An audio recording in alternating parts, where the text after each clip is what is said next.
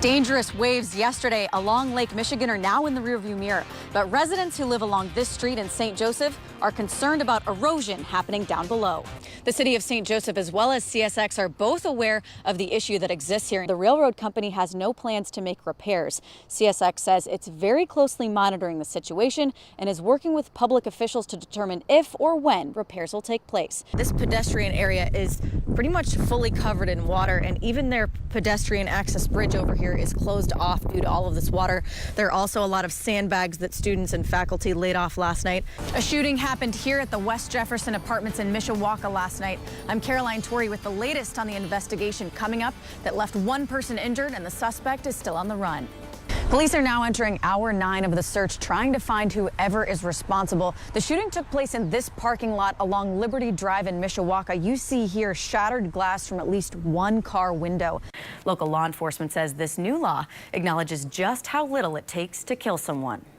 That's right. It'll impact drivers as well, Bob and Leanne. And this new plan makes changes to bus routes as well as school start times. So that's something very important that commuters need to know this morning.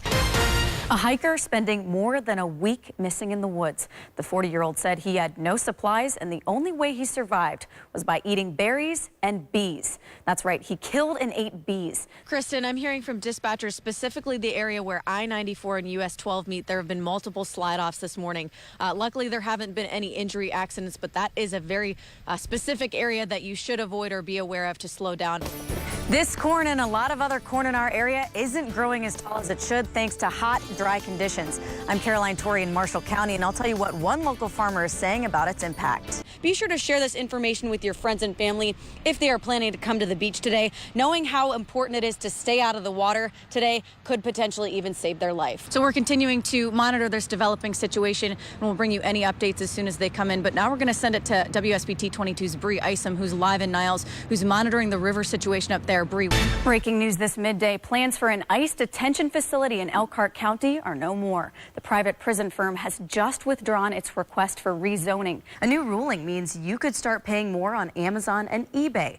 Now you can shop online and pay 7% less in Indiana and 6% less in Michigan than what you would pay in-store for sales tax. A special meeting is happening right now about lifeguards on a popular local beach. The New Buffalo City Council is considering not having lifeguards this year. The city didn't budget any money for that program. Rescuers are trying to get the job done as fast as possible. The team has been trapped in the cave since June 23rd, and right now the remaining boys and their coach are confined to a small ledge within the cave, surrounded by water and dwindling amounts of oxygen. Those green dots and noses that you've seen all around town are a very important symbol, reminding us how much growth people with disabilities are capable of with some support and direction.